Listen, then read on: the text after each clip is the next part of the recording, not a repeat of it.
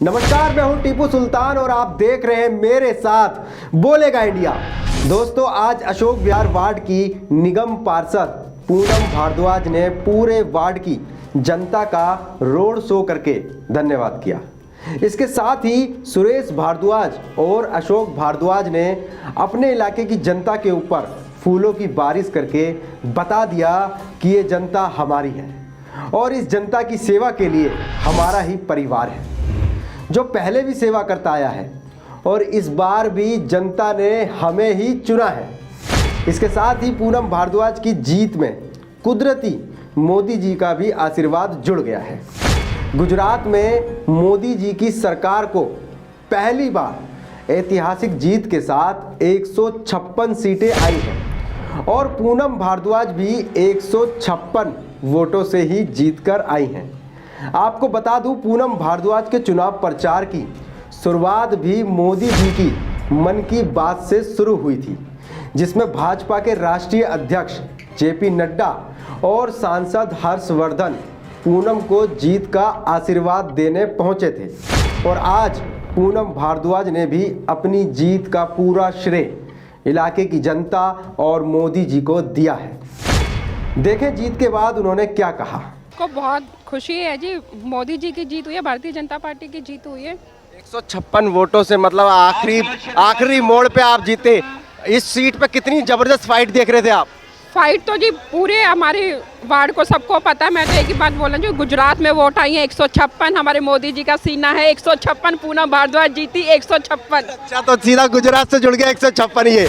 देसी नेता सुरेश भारद्वाज भी आज जीत के बाद अपने पुराने अंदाज में नजर आए और पूरे वार्ड की जनता का कोटि कोटि धन्यवाद किया।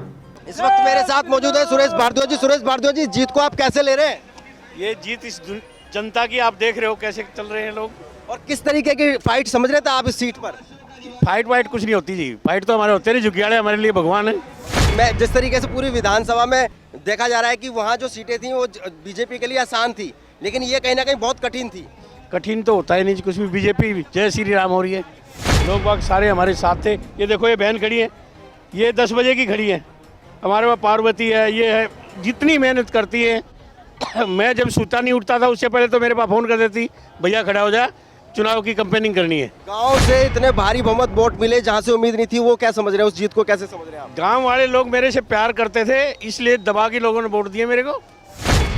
और मैंने जो भी काम में, आज तक मैं वहाँ का था नहीं, तो भी जो भी कहा उन्होंने, हमने वो काम किया। उनका जनता को क्या विश्वास दिलाएंगे कि यहाँ किस तरीके के काम होंगे? जनता पहले 10 साल खुश थी, अब उसी तरह ही 5 साल खुश रहेगी और आगे मेरे को विश्वास जताएंगे तो मैं वैसे ही खुश रखूंगा। यहाँ पहले क्या था, आप लोग यहीं थे, यहाँ आदमी निकल भी नहीं सकता था, ये रोड मैंने बनवाए थे। बिल्कुल बिल्कुल। और जो कह रहे हैं जनता, ये देखो सुबह के खड़े हैं, हमारे बड़े भाई खड़े हैं, देखो मूछ बना के सुबह से ही, और वो सुबह सुच्चा उठाया करते मेरे को, भैया खड़ा हो ले, सवेरे 6:30 बज गए, कैंपेनिंग का टाइम हो गया है।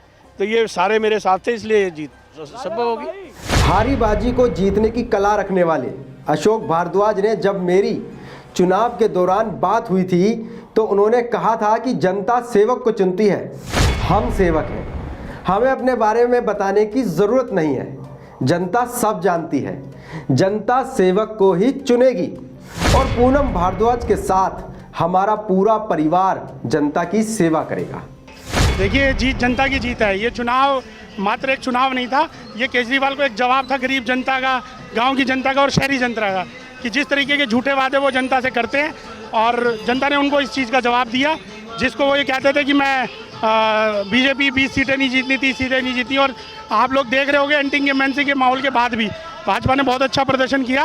और इन्हीं शब्दों के साथ मैं सारे क्षेत्र की जनता का बहुत बहुत धन्यवाद करना चाहता हूँ, जिन्होंने केजरीवाल की बातों को नकारा और भाजपा को जिताया।